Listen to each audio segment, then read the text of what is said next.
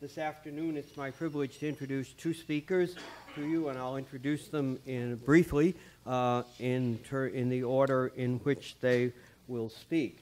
The topic of the panel is New Soft Skills in the Military, How the Military is Changing.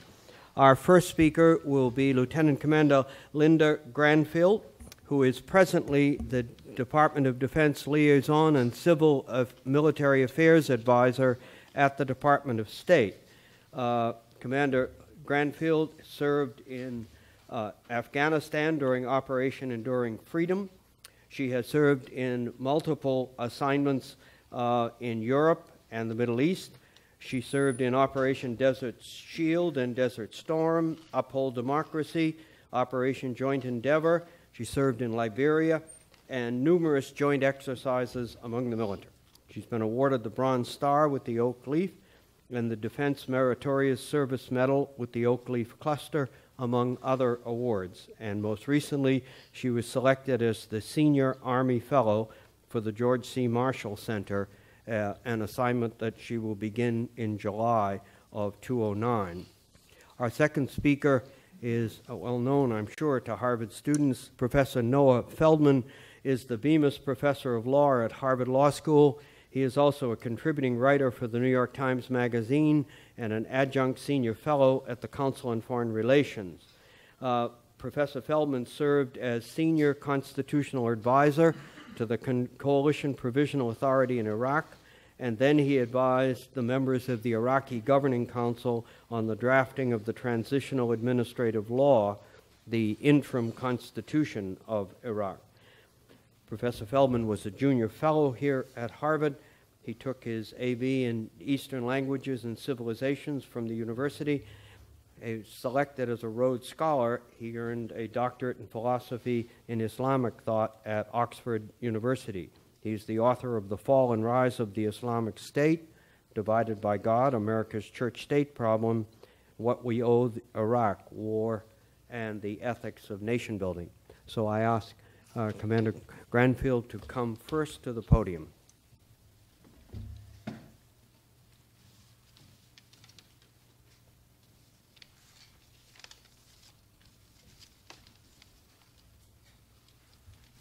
Good afternoon. Can everybody hear me okay? Great. Whenever I hear my bio read, I always turn around and say, who is that person? That can't be me. I can remember when I first got commissioned, so it's quite an honor and pleasure to be here today to speak to you. I'm very passionate about Afghanistan, provincial reconstruction teams, understanding the human dimension of different peoples, and how we can better prepare our interagency teams to be more effective in their efforts. My presentation today represents my personal thoughts on what the interagency and whole-of-government process currently looks like, through the lens at the field level for over 15 years in a variety of assignments as an active-duty civil affairs officer, and now in my current role in Washington, D.C. at the strategic level. It does not represent, however, Department of State or Department of Defense thinking, policy, or doctrine. And before I switch slides, I just want to point out my picture here was taken on the 26th of December in a very pivotal shura that we were doing in Jalalabad with the governor and many of the senior elders. And so if we have time, we'll come back to it. Because as you can see, I'm wearing a green headscarf, and there's a reason for that. Working in an interagency environment as a member of the United States Armed Forces, from my perspective, is more of an art, probably from that picture, and not necessarily a science. Although there's a plethora of doctrine and books on the subject, much of what needs to take place is based on personal relationships, networking, critical thinking, and a strong educational foundation. If we do not find balance in our backgrounds and skills, then the enemy will continue to exploit our very bureaucratic tendencies, agency stovepipes, and tendency to relearn each time we send in a new rotation. I'm going to use my experiences with the PRT in Afghanistan as a vehicle to highlight the potential benefits of reconciliation. Now, if I can figure out how to work this thing. Oh, there we go. Provincial reconstruction teams first found their roots in the Coalition Humanitarian Liaison Cells, Chiclets, established in early 2002 in Afghanistan that were designed to begin coordinating the activities of the U.S. and other international organization partners, to include the United Nations Afghan mission to Afghanistan, that had established small outposts in Jalalabad, Kandahar, Herat, and Mazar-e-Sharif. Chiclets had three functions: assess humanitarian needs, implement small-scale hearts and minds projects, and to begin coordination with UNAMA and the other NGOs working in the provinces. The scope and concept of Chiclets grew into a new organization called Provincial Reconstruction Teams, or PRTs. They were established early on in Gardez, Bamiyan, and Kunduz. These three PRTs were of strategic importance to the interim government of Afghanistan and President Karzai, as they represented areas of tribal and rival factions that could have disrupted the progress made thus far by the international community. PRTs were instrumental in creating the political desire of the international community to share the burden of nation building to avoid the perception that the U.S. and international community were invading Afghanistan. PRTs, due to their provincial focus and civil military resources, have wide latitude to accomplish their mission by extending the authority of the central government by improving security, supporting good governance, and enabling economic development. This has been in the past the strength of the PRT, as it provided a flexible approach and resources to support the provincial government, improving security, and gain population support not only of the USG actions, but more importantly to recognize the efforts of their own government at the central, provincial, and district level. Now, as a good military person, we always have to have a mission statement.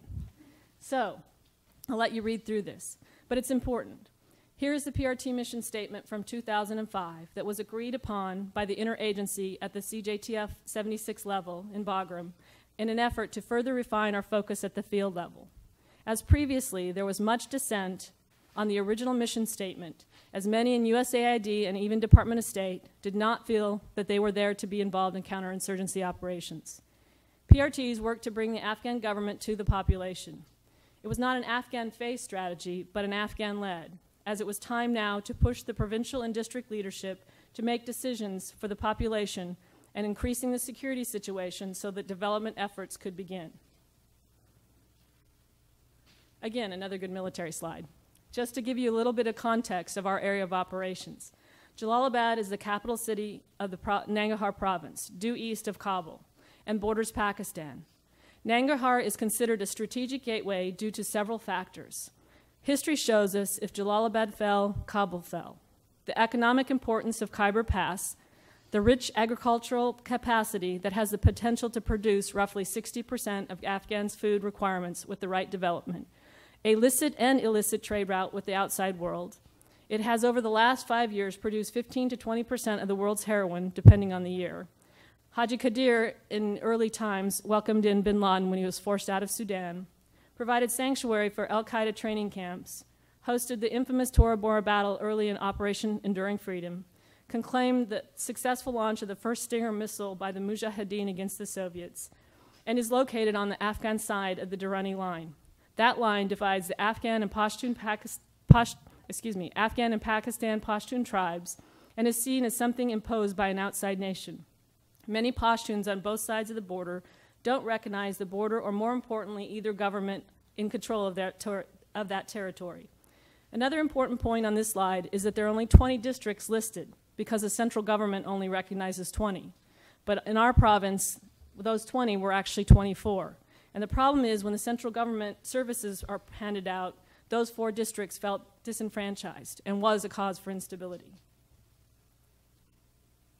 When I first arrived at the PRT, a thorough understanding of the tribal breakdown wasn't as well known as it should have been.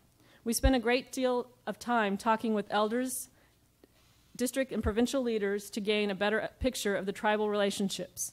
This was very important, as despite being in a predominantly Pashtun area, that isn't enough understanding of the people. Each tribe has a long history. The Shinwaris, for instance, are notoriously defiant, frequently disrupting the main trade route from Khyber Pass to Jalalabad, often known to march to Jalalabad, and in years past burned down the King's Palace near the main mosque. I could actually spend an entire day talking about the nuances of each tribe and why we had to have a complete understanding, as much as an outsider can, on what made things work or not work in the province. The importance of this slide is not only knowing the province and the tribal relationships. It was critical to understand what the threats were to our support of the government and the people besides the Taliban and al-Qaeda. The red represents the areas that remain tense due to a variety of reasons. And as you can see, two important factors weren't the enemy, al-Qaeda and the Taliban, but the lack of rule of law and poor or no governance. It is hard to build a society if the people don't recognize the legitimate government from the central, provincial, or district levels. There we go. This slide builds on the last two. Who were the power brokers? What were their relationships with others? And how did they manage and influence the different tribes and elders? Over time, we came to have a very, very thorough understanding of those, and those highlighted in blue were the ones that we spent a great deal of time with, mentoring them in effective government and influencing them if we thought that the different groups were feeling disenfranchised. As you can see from this 2003 organizational chart, not much consideration was given to the interagency in creating synergy of the expertise that they brought to the table. In the early days, Department of State and USAID were merely living on the forward operating base, and their stated purpose was outside the PRT mission. As you can see there on the outside, that's the blue is the military, and the orange and yellow are the civilians. The base of the relationship was information sharing only, and that was normally accomplished through the Civil Military Operations Center, and not with the PRT commander.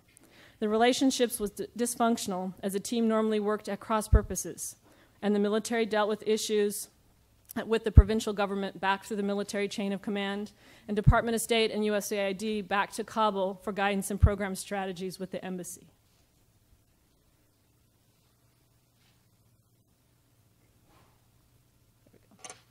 We sought to change this. As you can see from this slide, the purpose didn't change of the PRTs over time, but the efforts and strategy evolved to capture synergy. In the yellow box, you can see Department of State, USAID, and Department of Agriculture are no longer outside the PRT construct, but an integral partner with an equal voice.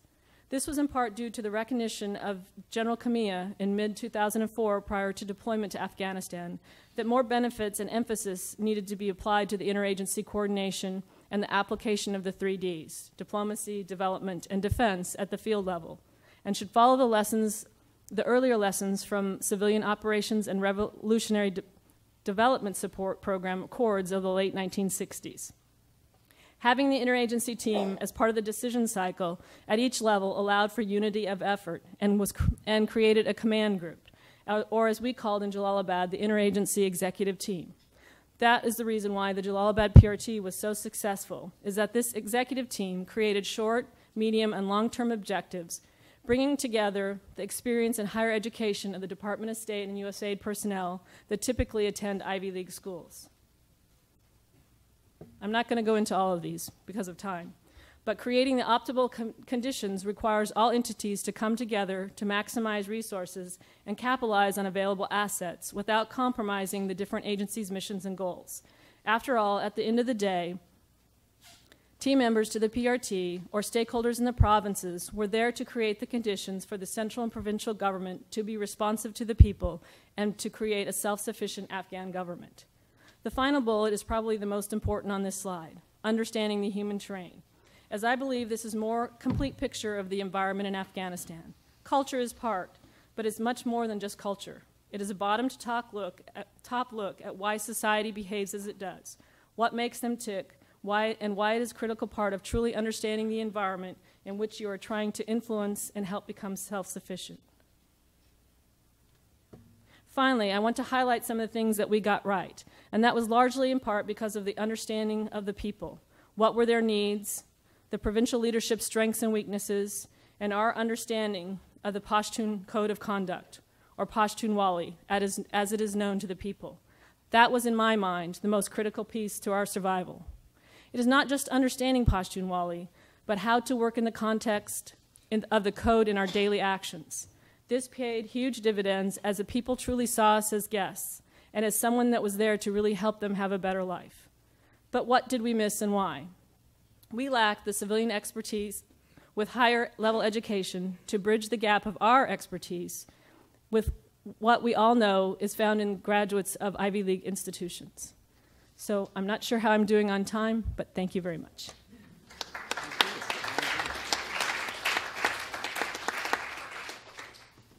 Thank you very much. Professor Feldman?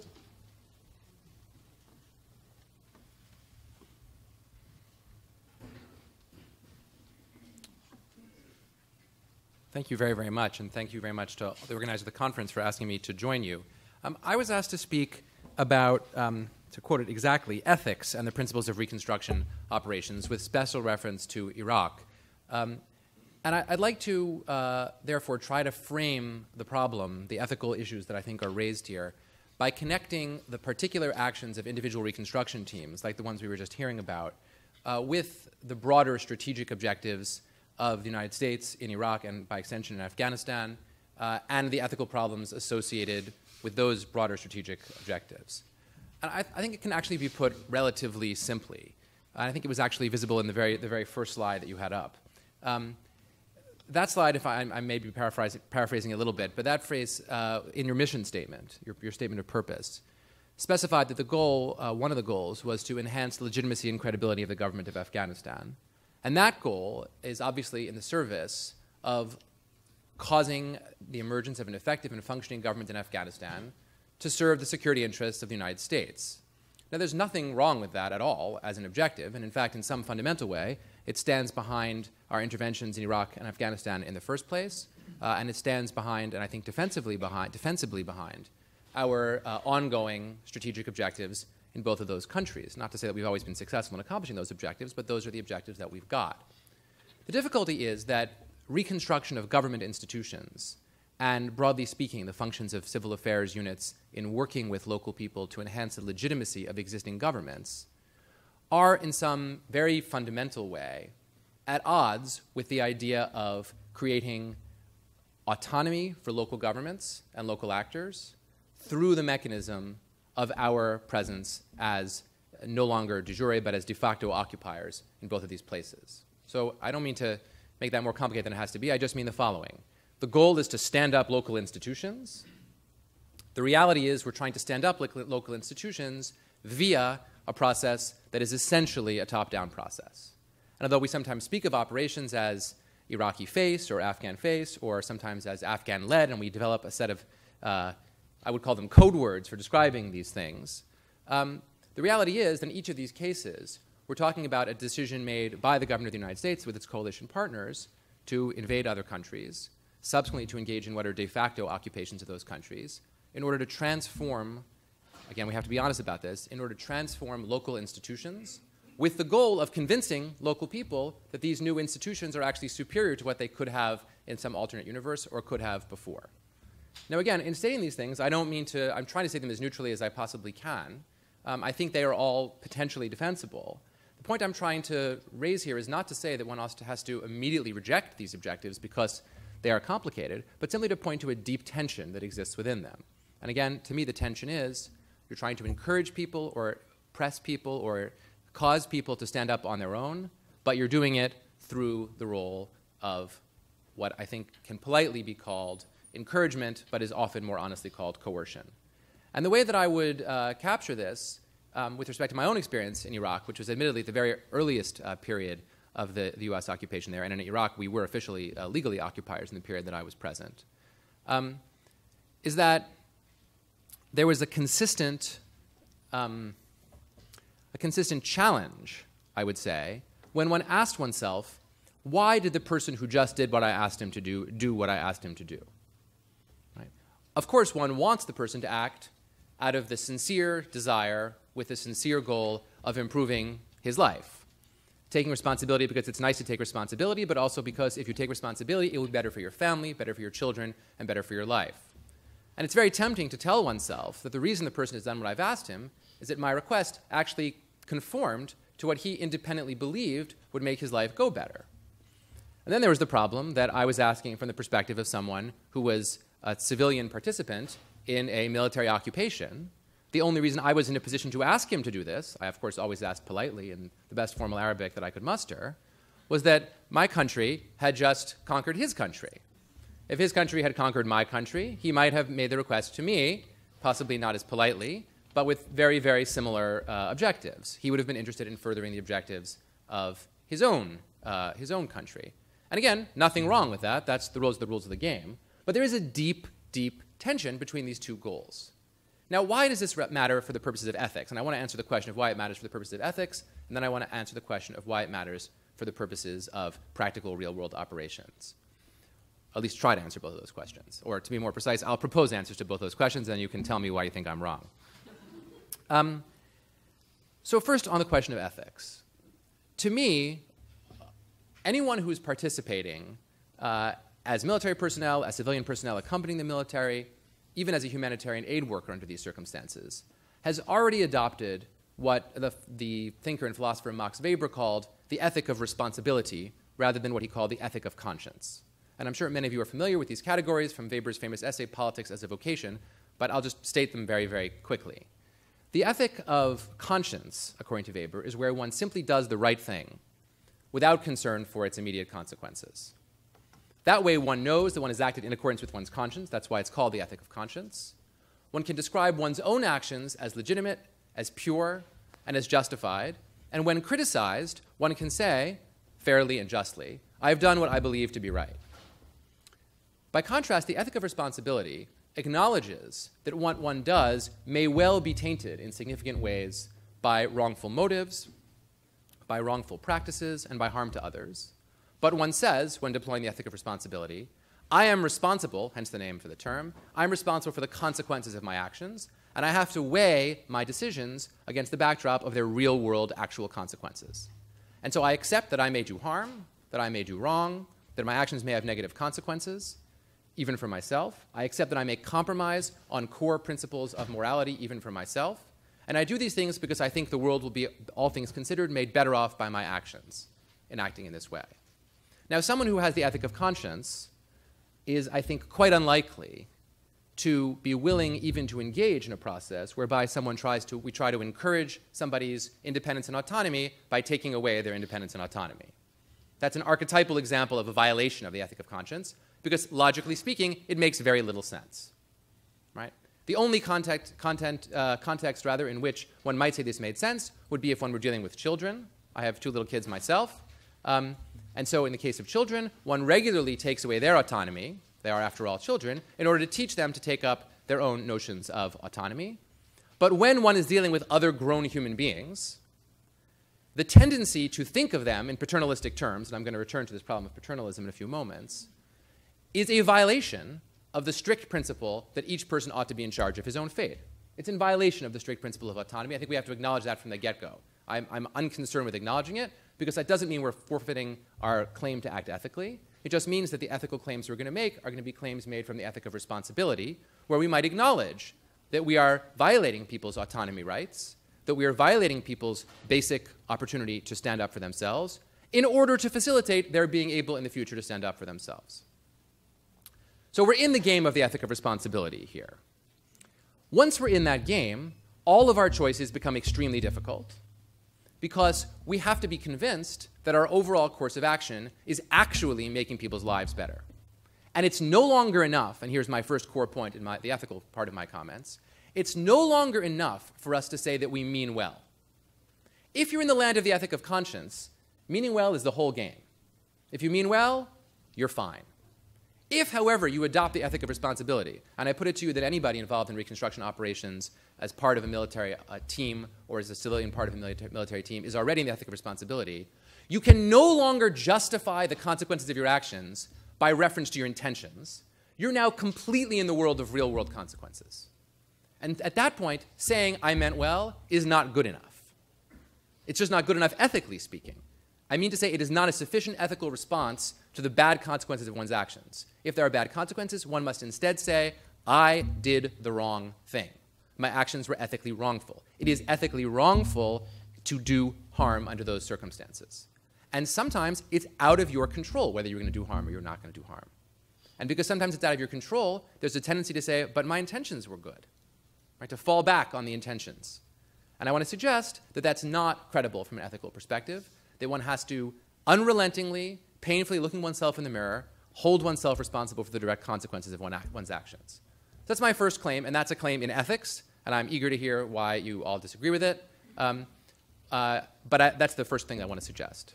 My second claim will be a practical claim about the challenges that these ethical problems raise for actually doing a good job on the ground. This is the part where the rubber meets the road, where we're no longer talking about getting up in the morning, looking yourself in the mirror and trying to make sure that what you're going to do that day is the right thing to do, but instead trying to figure out at the end of the day whether what you actually did made a difference in the world. And here is why I think ethical reflection in this context is tremendously important. The reason is that the mindset of paternalism that I alluded to earlier, the mindset that says, roughly speaking, we know how to do things, other people do not know how to do things. We will teach them how to do those things, then they will be able to do them on their own, is a mindset that I want to suggest to you is in many circumstances, not in all, but in many circumstances, the worst practical way to think about convincing other people who are also adults and not children to undertake action that in the long run will serve their interests and yours. Okay. What I'm about to say now is, I hope, a little bit disruptive. It's meant to be a little bit disruptive to one's ordinary way of thinking about these issues. I saw again and again and again in Iraq, and there's some greater sophistication about this now, but I think the fundamental mindset is still capable of existing.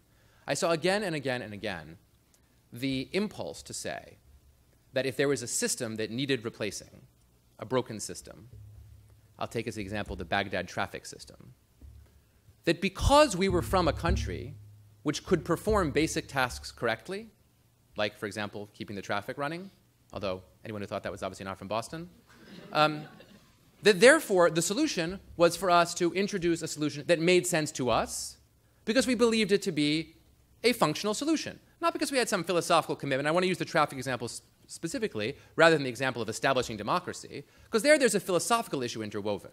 Right? We don't just promote democracy because we think that it works well. Right? It often doesn't work very well. We introduce it because we think it's the right thing to do. But when it comes to the traffic system, I take it that nobody has an a priori moral commitment to the superiority of one traffic system to another. You just want it to work. You want people to get where they're going and to get there efficiently. So, true story, many of you may have heard of this. In Iraq, one of the first orders issued by Ambassador Bremer, and this was in consultation actually with the military, though to be fair to the military personnel in Baghdad, this decision came from Ambassador Bremer, was to enact a traffic code in Iraq. And the way that was done, does anyone know how that was done? Want to read about that in the paper? The Maryland Traffic Code was translated into Arabic and was enacted as law in Iraq by Ambassador Bremer. Now, you could say, as is sometimes said by philosophers of law, that it doesn't matter what traffic code you have, provided you have one. The great example that philosophers use in this context is they use the example of driving on the right side of the road. They say you don't have to drive on the right side of the road, you can drive on the left side of the road. It's arbitrary, but you have to pick one side of the road and stick with it. Right? So according to that argument, adopting the Maryland traffic code was not a bad thing to do because you needed some traffic code that needed to be put in place. The reality, though, was, quite apart from the optics of this decision, and it wasn't widely known, so I don't think the optics were so disastrous. You had to pretty much be an insider to know this had happened. It wasn't still labeled Maryland on the inside. Quite apart from the optics, which are not really the serious problem, was the background assumption that our system, a system with which we were familiar, which presumably functioned, must be the solution, or a solution, that would functionally work on the ground, with no attention not only to the practical differences in running a traffic system, in, say, a place where there are frequently animals on the road, where security concerns are very different than they are in Maryland, where you could obviously think of all the differences that make this, I won't belabor the point. But more importantly than that, by the notion that there was no reason to look to the Iraqi model and no reason to ask Iraqis what might be improvements that could be made in their existing model and what might be effective means of enforcement. Now, the reason this matters in practical reconstruction is that there is something inherent to the mode of what I'm calling de facto occupation, to the mode of reconstruction in which we are engaged in reconstruction, to the mode of institution building in which we think that we are leading the building.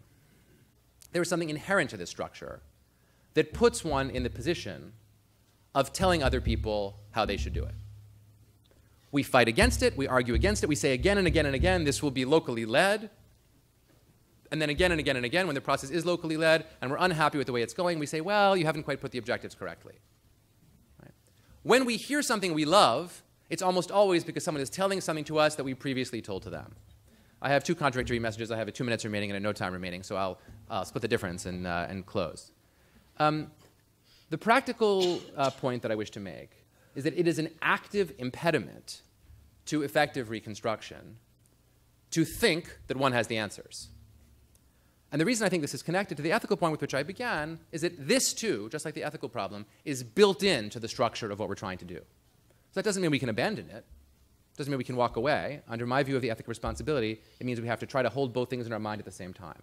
You have to be aware of what you're trying to accomplish and simultaneously intensely self-aware of trying not to treat other people who are autonomous adults as though they were something other than that. Thank you.